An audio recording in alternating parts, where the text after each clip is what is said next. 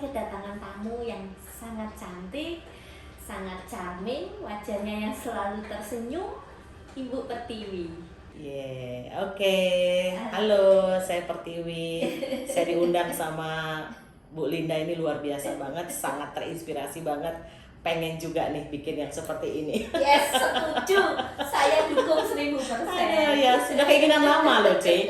Udah keinginan lama, cuma belum terwujud. Nah, Baru sekarang- diundang, langsung ada Nah, semangat nih. Sekarang saya dorong terus. Yes. Tidak boleh nunda-nunda Nunda-nunda. lagi. Itu paling jelek kayaknya ya, C ya. Ibu Iya, iya. Pertiwi kan saya cuma bisa lihat dari jauh bahwa Ibu sangat sukses ya. Sukses itu dalam tanda petik. Iya. Sukses ya. Menurut kacamata saya Ibu sukses. Ibu sangat profesional di bidang pekerjaan. Nah, Ibu juga dalam keluarga saya lihat secara mata saya ya, nggak cuma di Instagram atau Facebook ya. Iya. Saya lihat bahwa Ibu sangat solid.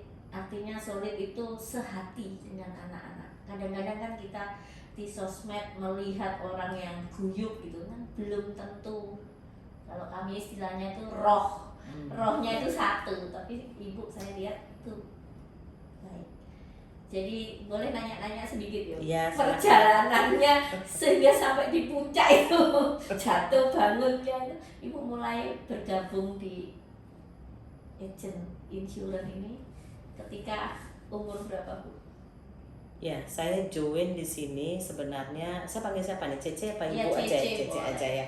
Gini, Saya Ce. manggil Pertiwi boleh? Boleh. Oke. Gini, C. Jadi pada waktu ketika saya join sebenarnya ini justru dari pengalaman pahit. Saya itu dididik sama orang tua saya untuk selalu memegang satu nilai family. Makanya ini pas banget nih ada family gitu kan, ada Iya. love-nya. Nah, jadi buat orang tua saya, karena orang tua saya background-nya kan adalah ini pegawai negeri. Oke. Ibu saya ibu rumah tangga biasa. Jadi kami sudah melihat puluhan tahun bahwa ayahlah yang bekerja, ibulah yang mengurus anak dan rumah tangga. Itu kayaknya udah masuk ke alam bawah sadar saya lah ya, bahwa ya namanya seorang ibu ya memang di rumah gitu. Nah, sampai suatu ketika sebenarnya saya punya impian juga menjadi pegawai negeri. Karena saya ngelihat dari kecil, saya besar hidup juga dari pegawai negeri gitu kan. Nah, sehingga saya pengen jadi pegawai negeri. Tapi entah kenapa ayah saya ini nggak pernah kasih saya jadi pegawai negeri. Dia katakan sama saya, kalau kamu jadi pegawai negeri kamu nggak akan bisa hidup sejahtera. Kamu bisa lihat ayahmu seperti apa. Dan tipikal ayah saya adalah tipikal orang yang ya boleh saya bilang sangat jujur. Waktu itu zaman dimana wah kayaknya korupsi di mana-mana, ayah saya tuh bahkan disuruh kembalikan. Saya lihat betul gimana beliau dikasih amplop dan segala macam, dia suruh kembalikan. Saya tidak akan makan uang seperti itu. Karena mungkin saya kecil sudah melihat seperti itu, sehingga buat saya nilai jujur itu dulu nomor satu yang paling penting. Jadi dia bilang kalau kamu pengen sejahtera ya nggak bisa. Kalau kamu maksudnya jujur, ya nggak bisa kamu jadi pegawai negeri. Mungkin dia berharap anak-anaknya lebih lah daripada dia. Sehingga dia menyarankan kami berempat, kami bersaudara berempat, saya anak ketiga. Dan memang ada satu kakak cuma udah meninggal ya. Jadi sebenarnya kami berlima, tapi karena meninggal satu, jadi kami berempat dan saya anak ketiga yang hidup gitu kan.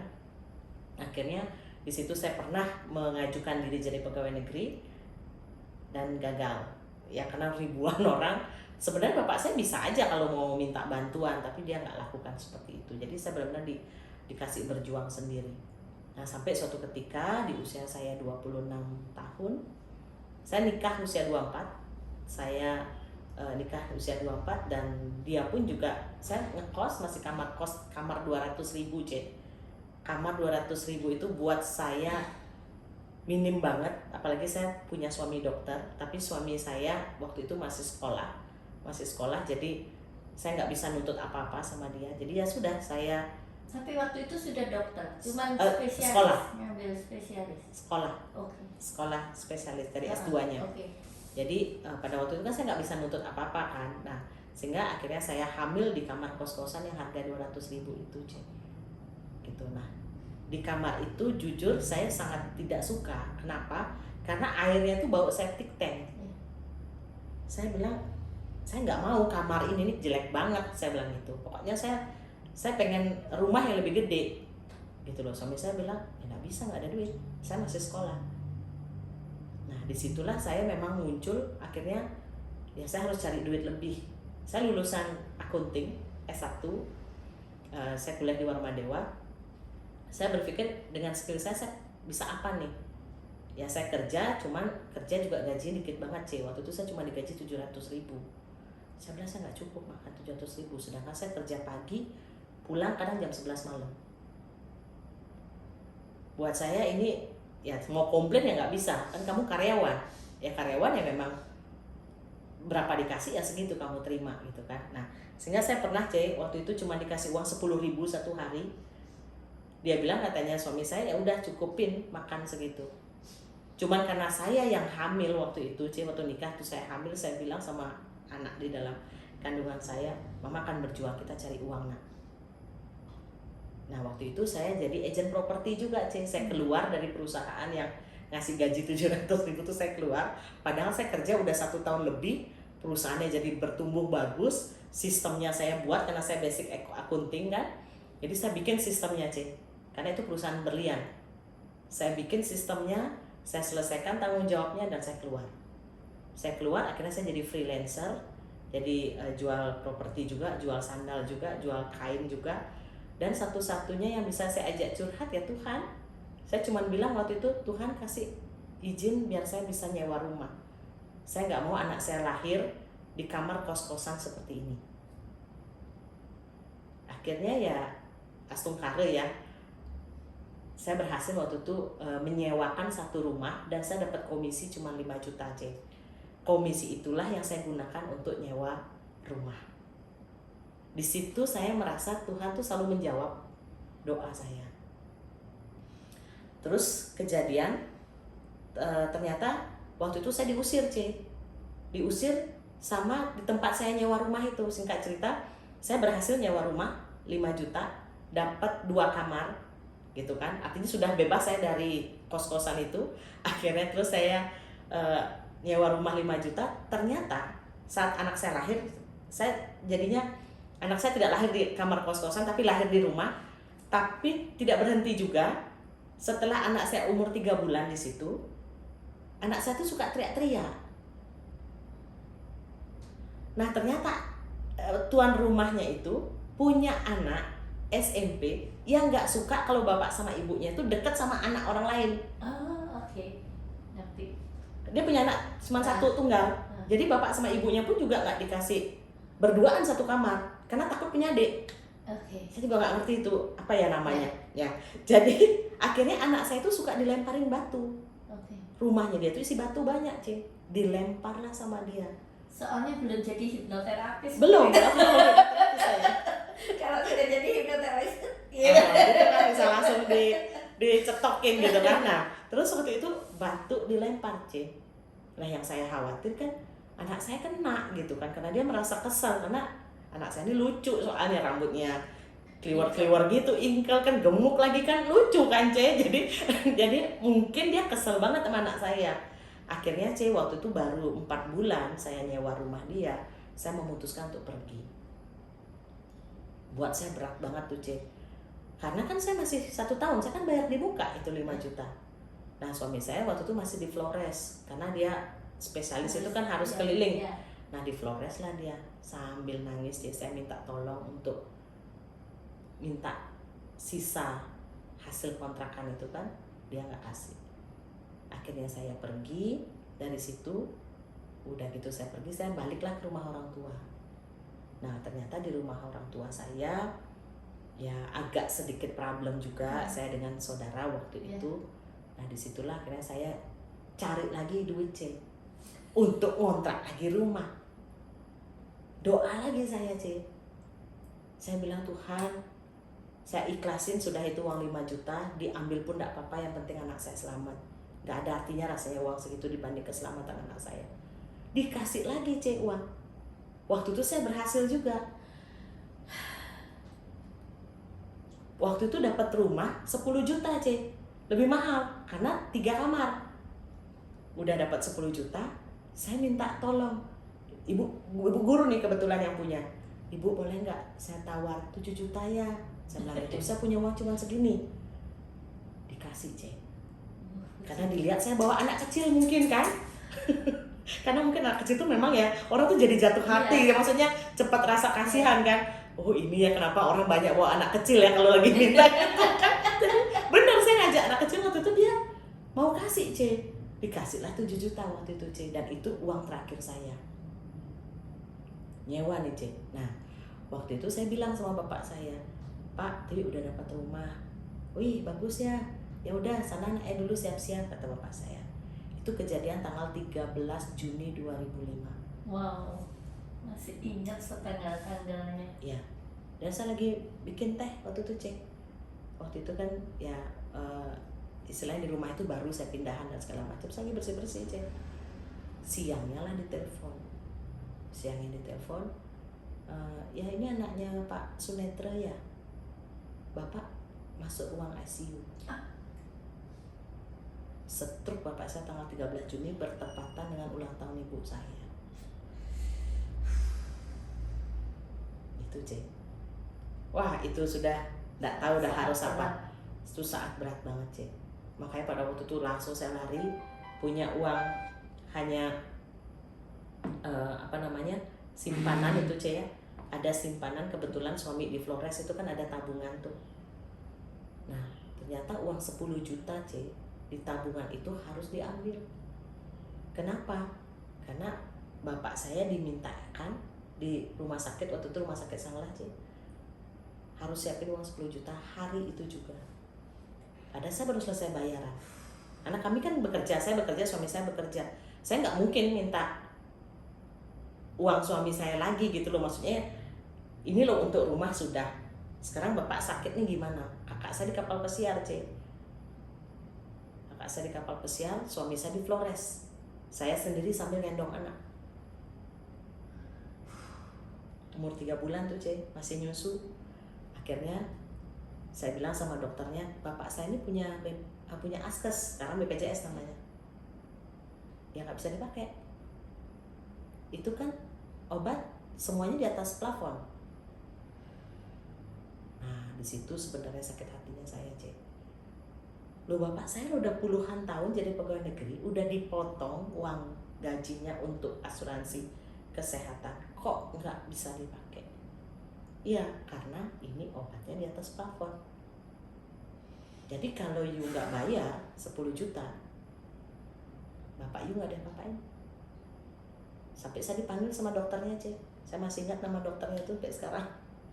Dokter tuh cuma ngomong gini, kalau kamu keluarin duit sekarang, bapak lu juga bakal di situ berkecamuk C. Saya cuma berpikir gini, kamu bukan Tuhan, kok bisa mengadjust bapak saya bakal meninggal? Kamu lu dokter. Dan memang saya sebelum nikah sama dokter, saya memang udah sering kesel sama dokter C.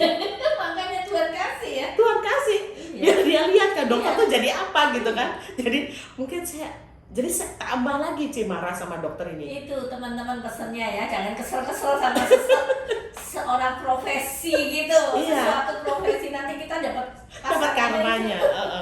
Jadi waktu itu C, keselnya saya minta ampun C, waktu dia bilang kamu nggak usah ngeluarin duit, rugi juga. Karena memang mungkin ini kewajiban dokter ya, meng-KIE apa istilahnya ya. Istilahnya memberikan kayak kayak fakta akan terjadi begini loh. Kalau orang tua akan begini kan gitulah, maksudnya kondisi pasien kan dia harus ngomong ya dengan si keluarga pasien gitu kan. Nah, jadi waktu itu yang cuman saya bisa telan pahit kenyataan bahwa memang bapak saya sakitnya parah. Dan kalaupun harus ngeluarin duit pasti uang gede. Habis pun kamu uang gede, bapak lu juga harapan tipis hidup karena kena di batang otak sih. Bapak saya itu kalau kayak pohon, bapak saya stroke-nya bukan di ranting-ranting, kalau ranting nggak masih gampang sembuh. Ini kena di batang, di saluran napas langsung. Jadi saya tidak akan mengoperasi tapi mengeluarkan cairan darahnya karena pendarahan udah di kepala semua. Dan waktu itu yang berhak memutuskan, ibu saya sudah nangis, kakak saya juga nangis, adik saya juga nangis. Jadi satu-satu yang ambil keputusan saya. Saya bilang lakukan operasi bapak saya. Nanti resikonya gini-gini, lakukan. Jadi saya ambil keputusan tuh padahal anak cewek kalau di Bali kan semua keputusan anak cowok kan. Udah nggak bisa nelpon kapal pesiar gimana nelpon.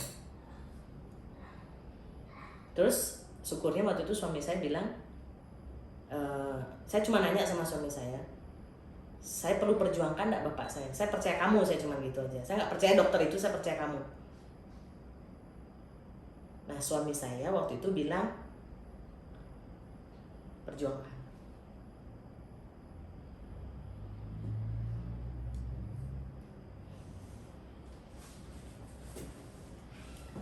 Sorry Cek.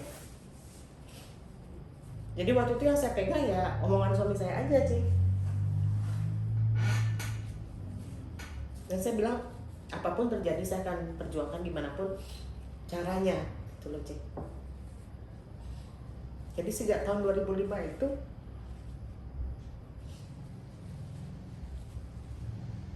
saya orang akunting, orang ekonomi. Saya bilang saya akan lakukan yang terbaik untuk orang tua saya.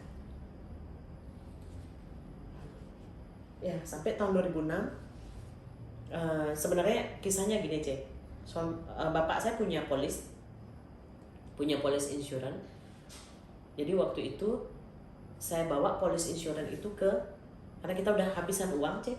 Jadi kita bongkar lemari apa aja yang ada gitu kan, mau tabungan mau apa. Nah ketemulah polis insurance, saya bawalah ke perusahaan insurance ini. Di perusahaan insurance itu saya langsung cari agennya, agen insurannya. Kebetulan dia itu masih saudara, masih satu pura. Nah saya tanya, ini polis bapak saya? Kata dia iya benar, karena nama dan nomor kan. Udah gitu saya cuma tanya, berapa nilai tunai yang ada di situ biar kami lagi butuh uang. Nah yang saya heran, uang yang disetor kan 300.000 per bulan, setahun kan 3.600.000, 2 tahun kan 7,2, 7.200.000. Ternyata uang yang sisa itu masih cuma 1 juta aja.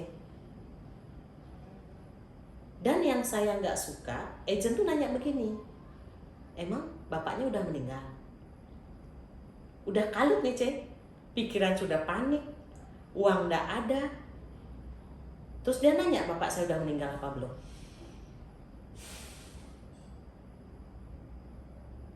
Mau saya apain deh rasanya waktu itu Cek, ini mulut apa-apa gitu kan waktu itu ya. Cuman saya hanya berpikir oke lah, saya cuma nanya berapa ada. Terus saya lempar itu Cek polisnya. Saya bilang tutup polis bapak saya. Karena waktu itu dia bilang begini lagi Cek dengan gampangnya, udah tambahin aja lagi, bayarin lagi biar tetap hidup, kata dia gitu. Kalau kamu nggak bayar nanti ini mati. Loh, baru saya ngerti Cek, setelah saya ikut join di bisnis ini, saya baru ngerti. Ternyata memang polis bapak saya itu polis kematian. Oh, oke. Bukan polis kesehatan. Jadi saya nggak bisa menyalahkan dia. Tapi cara dia menyampaikan, cara berkomunikasinya yang bikin saya jadi nggak ngerti bahwa itu tuh sebenarnya bukan polis kesehatan. Sedangkan bapak saya kan ngalaminnya kondisi stroke kesehatan, belum tutup usia. Nah, itu juga yang nambah kenapa saya akhirnya pengen cari tahu. Dan memang cita-cita saya nggak muluk-muluk, saya cuma hanya ingin punya rumah untuk keluarga saya. Jadi saya berpikir saya nikah sama dokter, saya pikir kaya raya gitu ya, ternyata kok enggak juga ya, lama banget. Jadi waktu itu nikah itu sama dia, saya selalu tanya, Pak berapa udah dapat? Pasti udah dapat. Jadi profesi dokter itu akhirnya saya tahu kalau kaya nggak bisa, kalau cuman jadi dokter biasa-biasa aja. Profesi apapun kayaknya untuk jadi kaya raya itu, kalau jujur ya ya sulit memang kayaknya kalau untuk kaya raya, kecuali bisnis atau ya satu profesi yang memang benar-benar bisa dilakukan jujur. Buat saya waktu itu belum dapat gitu loh Gimana caranya jujur tapi bisa tetap kaya raya. Nah akhirnya setelah saya menemukan satu profesi di financial planner ini, baru saya mulai ngerti. Makanya sampai sekarang ya astungkare lah ya Ce ya, apa yang saya impikan tuh hampir semuanya terwujud. Dan nggak sampai waktu lama, hanya 5 tahun saya wujudkan semua. Dan sampai hari ini bapak saya juga masih hidup. Masih hidup Ce. Dan kamu sudah menolong begitu banyak orang dengan insuranmu itu. Ya, Berapa banyak orang yang mungkin mengalami kayak bapak, nggak sampai iya, ngalami kayak kamu. iya betul Ce. Benar, semangat itu yang saya bawa sebenarnya setiap hari Ce. Jangan sampai apa yang saya alami orang lain juga alami. Ya. Sehingga saya nggak beban pada waktu menjalani itu, memang benar-benar udah letting go lah, benar-benar ya udah saya ngelakuin ngalir aja seperti itu. Dan ya sekali lagi mungkin saya sampai bilang ini, kasihannya bapak saya harus berjuangnya seperti itu hanya untuk bikin saya sukses. Kadang saya sampai seperti itu berpikir gitu loh Ce. Makanya lihat kondisi bapak saya sekarang, ya satu yang saya wujudkan apa yang mungkin dia ingin lihat dari saya. Saya nggak peduli kakak, adik yang mungkin juga Sukses. ya saya hari ini pokoknya ingin gimana caranya saya bisa bantu keluarga. Itu aja. Saya ajak adik saya Tapi ajak juga bapak kakak saya. maksudnya masih ingatannya semua masih. 3 tahun terakhir ini enggak. Oke. Jadi tapi sempat melihat kamu sukses. Oh iya, bertahun-tahun dia lihat saya sukses. Bertahun-tahun dia lihat saya masuk koran, Kompas, udah gitu saya dilihat juga waktu prestasi terbaik seluruh Asia itu saya juga pernah dapatkan. Itu dia tonton semua. Mungkin itu yang bikin orang tua panjang umur kali ya Ce ya.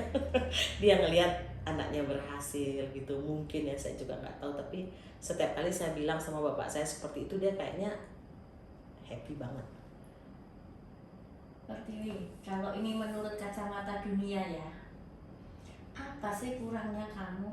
Ya, cantik, ya, suaminya dokter spesialis lagi, ya kan? Terus kamu di bidang pekerjaanmu ya sudah sampai puncak sudah, anak-anak harmonis, kan kayaknya sempurna gitu, bagi ukuran dunia ya, sempurna gitu. Nah, kenapa kamu masih punya niat belajar lagi, ngambil hipnoterapi, belajar lagi, terus beberapa kali kamu cerita kamu mulai baca-baca buku ini itu, berarti kamu terus belajar, terus mengisi. Padahal menurut teori nih, orang dalam keadaan mapan dan nyaman itu untuk bertumbuh itu kadang-kadang susah karena dia sudah sangat mapan dan nyaman. Nah, menurut ukuran saya, kamu tuh dalam keadaan yang sangat mapan gitu. Mimpinya banyak orang tuh ya kayak kamu gitu. Secara sosial kamu terhormat, ibu dokter. Itu dalam sosial masyarakat itu di atas itu. Tidak semua orang bisa jadi ibu dokter kan begitu. Ya, apalagi lagi masyarakat kita kan masih terpengaruh yang dulu-dulu loh, bahwa dokter itu tinggi sekali ininya, di atas tingkat sosialnya itu. Ya, terus kedua, secara finansial ya kamu sudah pasif income lah. Selama pandemi 2 tahun penghasilanmu juga oke, nggak berkurang juga seperti itu. Secara keluarga kamu juga sangat full di keluarga. Jadi itu kan sempurna gitu. Kenapa kamu masih punya niat belajar terus? Ya, gimana Ce ya? Saya cuma berpikir gini Ce, saya terinspirasi Ajeng Kartini ya Ce ya. Maksudnya kita ikuti kata hati kita gitu loh.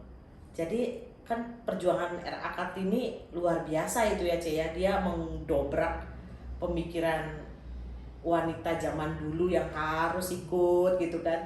Nah, saya hanya ingin kasih contoh kali ya buat anak saya cewek satu-satunya, karena di saudara itu ber-11, dia punya sepupu, dia cuma cewek 1 ya. Jadi mungkin itu yang menginspirasi saya ya Ce, karena setiap kali dia berdoa pada waktu dia ulang tahun atau apa, dia pengen seperti mamahnya.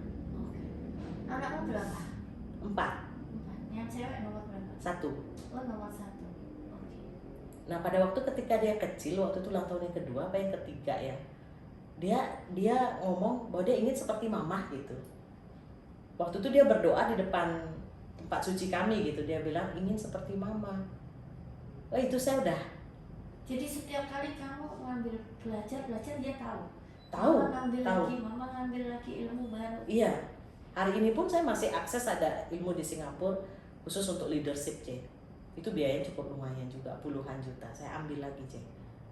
Dan dia tahu, melihat saya perjuangannya sampai malam, kadang sampai jam 12 pun belum tidur. Padahal saya masih ngurus anak yang paling kecil, yang baby. Jadi motivasimu untuk anak-anak Ya. supaya mereka lihat juga. Ya. Dan saya beberapa kali nanya sama anak saya cowok, kalau kamu pengen cari istri, cari yang kayak apa sih? Saya bilang begitu. Dia bilang, yang kayak mama. Tambah lagi beban. Jadi bebannya sih nggak bikin saya gimana ya teman.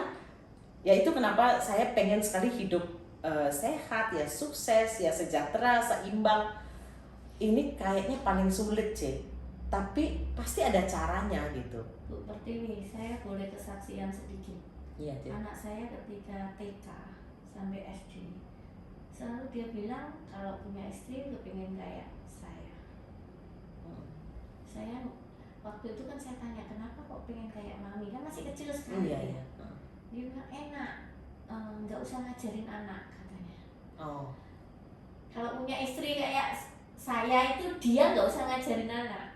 Oh, oke. Dia lihat Iya, bapaknya iya. dia nggak pernah ngajarin Ngajarin, dia, ah, jadi kan iya, full iya. saya. Oh gitu. Nah, Terus pokoknya saya mau yang pintar kayak mama.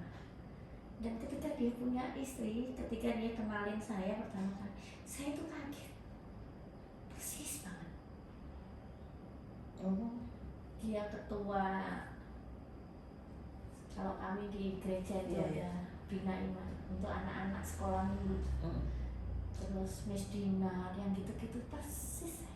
Dia ngelesin ngajar anak-anak sekolah dari TK, SD, SMP persis. Saya nggak kaget. Saya cuma nyimpan dalam hati. Apa yang dia omong waktu kecil kok terjadi. iya. Menantu saya itu kerjanya kayak saya gila itu. Nggak ada capek-capeknya. Saya ingat, ya ampun. Padahal itu omongan anak TK, anak kelas 1. Saya ingat betul, kelas 1 SD dia bilang, saya kalau mau cari istri kayak ngomongnya begitu. Ibu Pertiwi ngomong, anaknya yang laki pun ngomong begitu, nanti lihat ini. Jadi penasaran. Iya. Gitu. Oke. Nah, Ibu kalau misalnya nih, mungkin banyak anak muda ya saat ini yang selesai kuliah bingung mau kerja apa. Ya, anak-anak muda itu kan biasanya maunya instan. Iya. Mau yang pokoknya langsung kaya gitu. Iya. Lulus langsung dapat kerjaan yang enak, yang di atas, yang bos, seperti itu. Terus mungkin masa pandemi ini banyak yang di puncak-puncak pimpinan pun mulai jobless. Nah, boleh nggak Ibu ngomong sesuatu untuk ngajak mereka, yuk kerjaan ini betul-betul mulia kok, dan akses untuk sukses itu besar sekali. Ya, sebenarnya gini C, saya berangkat juga dari keprihatinan C ya, keprihatinan baik dari pengalaman saya juga pribadi dan keprihatinan pada waktu ketika saya jadi agent properti. Saya pernah di agent properti juga. Saya beberapa kali menemukan, setiap saya tanya, saya selalu bertanya, kenapa Anda jual rumah ini? Ini rumah yang pasti banyak kenangan, rumah keluarga loh C. Maksudnya kamu dari kecil juga di sini sampai kamu besar, kenapa dijual? Dan hampir boleh saya bilang 80% mereka rata-rata mengatakan Butuh uang. butuh uang. Itu yang saya rasa. Saya jual rumah saya karena saya butuh uang. Ya. Sehingga saya kontrak. Oh. Makanya Ibu cerita begitu saya bisa rasanya, pahitnya rasa. Betul. Terus dari situ Dan alasannya yang 80% tuh karena sakit, Cek. Cici sama juga? Bukan. Itu karena sakit, Cek. Itu yang bikin, cuman pada waktu saya di agent properti, hati saya belum bergetar. Karena saya pikir itu masalah orang. Cuman kepo iya waktu itu. Karena mungkin saya kan umur 23 waktu itu ya. Saya cuman keponya begitu. Cuman yang saya agak terkejut ya karena sakit. Karena saya belum merasakan itu, mungkin buat saya itu hal yang biasa. Oh, yang penting tugas saya sekarang jualin dengan harga yang bagus gitu kan. Gimana caranya jualin dengan cepat dan harga yang terbaik. Tapi hampir sebagian besar saya jual nggak pernah di harga yang terbaik, Cik. Tapi buat mereka itu sudah bagus banget. Sudah terpaksa. Ya. Di hati sebenarnya saya udah nggak puas dengan hasil kerja saya seperti itu. Nah, jadi pengalaman itu yang membuat saya punya sebuah kesimpulan, Cik, bahwa masyarakat kita ini masih punya banyak sekali permasalahan, dan dimana literasi terhadap keuangan, literasi itu artinya education-nya ya, kan beda kita belajar dengan education itu lebih kepada langsung praktek gitu kan. Nah, jadi mereka ini belum teredukasi dengan baik, Cik. Sebenarnya hidup kita tidak terlalu harus seberat itu kalau mengerti cara merencanakannya di depan. Banyak orang setelah masalah terjadi baru berpikir cari solusi gitu kan. Sama lah kayak pencegahan pasti lebih murah dibanding dengan ngobatin gitu kan. Itu konsep dokter lah, biasa kan cegah lah lebih bagus. Cuman sama kayak orang olahraga biar sehat, semua orang tahu, Ci, tapi berapa banyak sih orang senang olahraga kan gitu ya, untuk makan sehat, gaya hidup sehat juga kan gitu ya. Mungkin sama juga dengan masalah keuangan ini, Ci. Banyak orang yang hanya memikirkan ya udah pokoknya saya punya hasil, habiskan hari ini, masa depan urusan nanti gitu kan. Nah, ini yang menjadi problem banyak orang, termasuk saya pribadi waktu sekian tahun yang lalu itu. Nah, jadi kalau tadi pertanyaannya apa yang disarankan, menurut saya yuk self check lagi finansial kita. Banyak orang hanya mencek kesehatan tapi jarang mencek kesehatan keuangannya. Karena bicara tentang keuangan, bicara tentang masa lalu, bicara masa kini, bicara masa depan. Karena kita ini sebenarnya boleh dikata 3A, C. A yang pertama, kita ini juga jadi seorang agen perubahan di dalam keluarga. Karena kalau kita tidak berpikir kita yang merubah, siapa yang disuruh berubah, C? Masa kita nunggu orang lain? Yang kedua, kita andalan keluarga. Karena kalau tidak kita, terus siapa lagi kan gitu, C ya? Apalagi kita pencari nafkah, udah pasti kita andalan keluarga. Nah, yang ketiga, kita juga bisa sebagai seorang advice, maksudnya bisa memberikan nasihat, karena kita sudah melakukan itu di awal gitu. Nah, kenapa saya mengatakan profesi 3A ini bagus?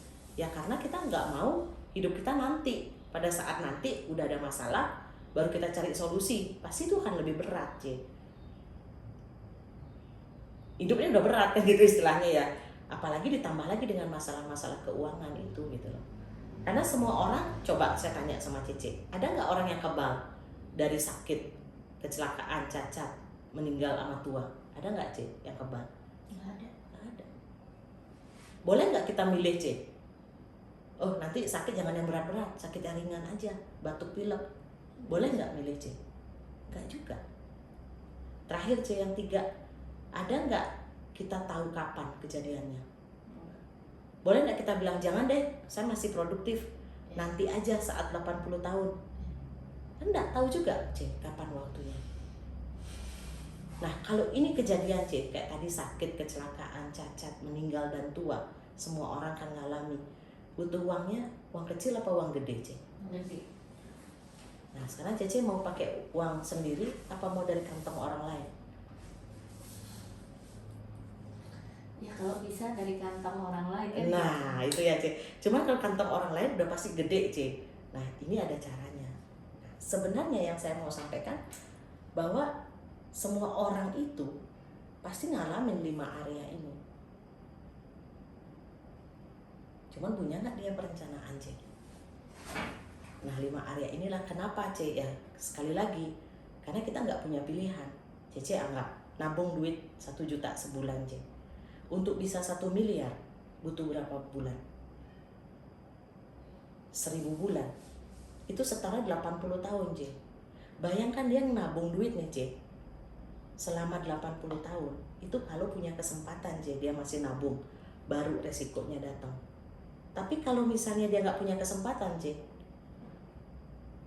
bulan 1 miliar sudah datang. yes, sudah datang itu.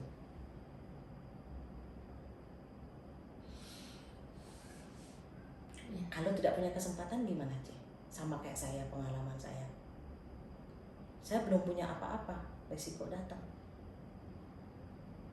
Dan sama kayak corona C, ayah saya kena sakit, hampir semua keluarga kena. Sama kayak corona C, bapak saya yang sakit, kami yang tidak bisa kerja C. Kakak saya kapal pesiar langsung di stop kontraknya. Karena berbulan-bulan harus ngurus bapak saya. Bapak saya mohon maaf 3 bulan itu kayak orang lupa ingatan C.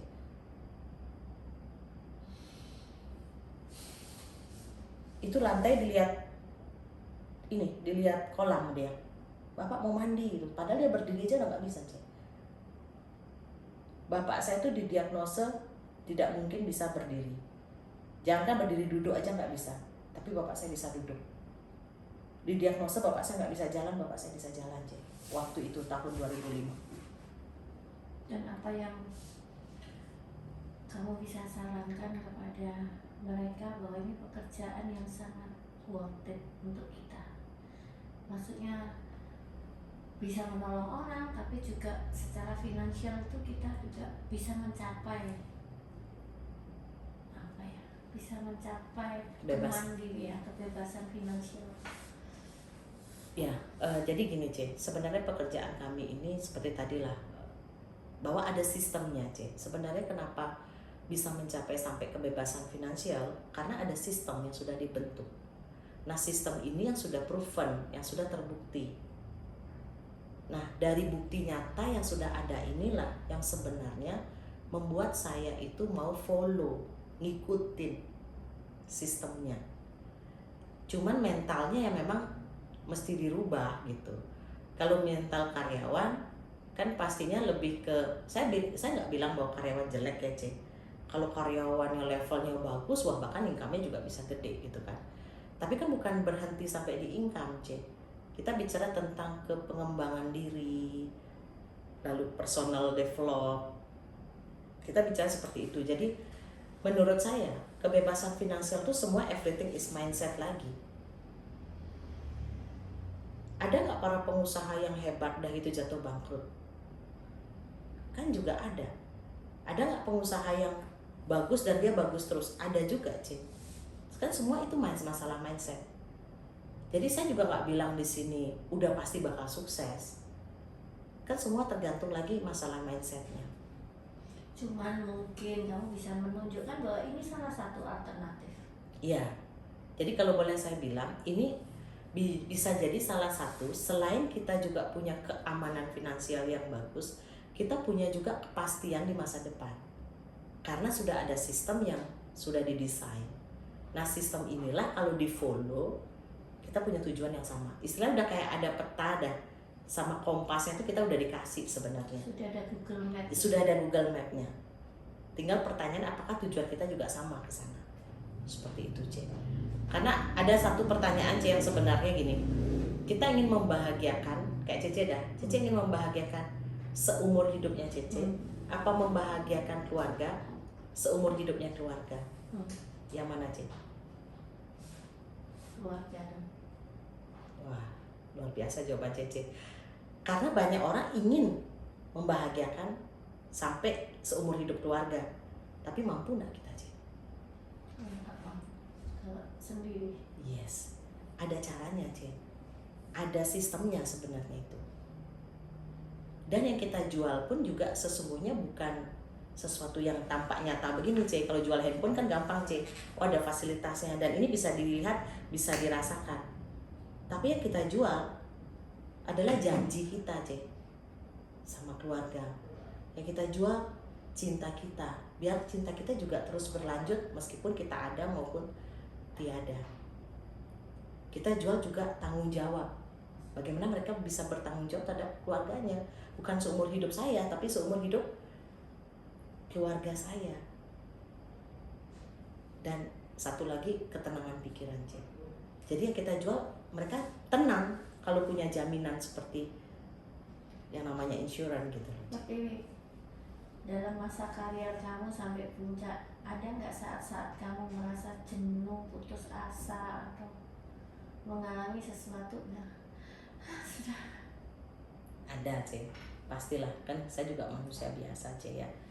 Pernah suatu ketika, pada waktu ketika tahun 2018 itu ayah saya ngedrop down, itu kayaknya stroke yang kedua. Lalu suami saya juga kena cancer, anak saya sesak napas. Itu bolak-balik masuk rumah sakit, Cik. Itu kayaknya masa dimana saya jatuh banget, sehingga akhirnya tahun 2018 itu saya memutuskan untuk merger. Tapi entah kenapa hati dalam saya ini berontak lagi, Cik. Dia bilang, nggak di sini tempat kamu. Kamu harus berjuang kembali. Di 2020 saya bangun agensi lagi. Dan bulan Februari, 14 Februari lagi tuh, Cik. Pas banget Valentine Day dan Maretnya lockdown. Jadi oh keren ya gitu. Jadi buat saya ya luar biasa. Betul-betul Tuhan itu sayang sama kamu sampai diproses kayak gitu. Iya, iya, Cik. Jadi kamu tuh matang. Iya, Bukan boleh dikata gitu kabitan. dan itu dah, Cik. Cuma saya nggak tahu matangnya kayak apa ya. Karena sudah diperang, sudah ngalami jatuh bangun. Iya. Itu tantangan terberat saya tahun 2018, Cik. Saat dikatakan ternyata cancer suami saya itu cancer yang cukup berbahaya. Di situ saya udah nggak tahu mikir apa lagi, langsung saya tutup agensi. Buat saya karir nggak penting saat itu. Buat saya keselamatan keluarga dulu nomor satu. Tapi di saat itu pun rezeki nggak habis-habis, Cik. Ada aja. Gitu. Thank you sudah mau berbagi. Ya, Cik. Saya masih mau ngerayu supaya suatu saat saya bisa mengundang Pak Dokter. Iya. Boleh didampingi dengan kamu juga, mau sendiri juga boleh. Iya. Karena saya tahu pasti banyak nilai yang dia bisa siarkan Iya. buat banyak orang. Bagaimana seorang dokter itu tidak hanya memberikan diri, memberikan segala-galanya. Oke, teman-teman, thank you banget. Jadi Ibu Pertiwi ini pribadi yang luar biasa bagi saya. Dia selalu mau belajar, dia selalu mau berbagi dengan orang dan hatinya sangat lembut. Perjuangannya sangat gigih untuk keluarga. Saya sangat bangga menjadi rekan sesama hipnoterapis dengan beliau. Yes, saya juga, Cik. Karena dia sudah sampai di puncak dan dia masih mau belajar hipnoterapis. Itu bagi saya perempuan luar biasa nih, perempuan tangguh. Kalau saya di posisi ibu, mungkin saya sudah menikmati kesuksesan saya. Iya. Mungkin karena sering dikasih kurang kali, Cik, ya. Jadinya minta lebih aja saya nih. Aduh, masih kurang aja rasanya. Thank you banget Terima kasih, teman-teman. Suatu saat mungkin kita akan undang Bu Pertiwi lagi karena dari dia itu sumber inspirasi nggak pernah habis. Jadi kalau teman-teman pengen tahu dia lebih jauh, tanya teman-temannya, pasti akan mengalami bahwa Bu Pertiwi itu adalah sumber inspirasi yang nggak pernah habis. Thank you so much. Terima kasih juga, Cik. Aduh, saya juga nggak tahu ya, ini bless banget ya, maksudnya berkat Saya banget tunggu ya buat podcastnya. Iya, thank you, Cik, Iya. pasti. Teman-teman semua, thank you ya. Sampai jumpa. Salam sehat selalu.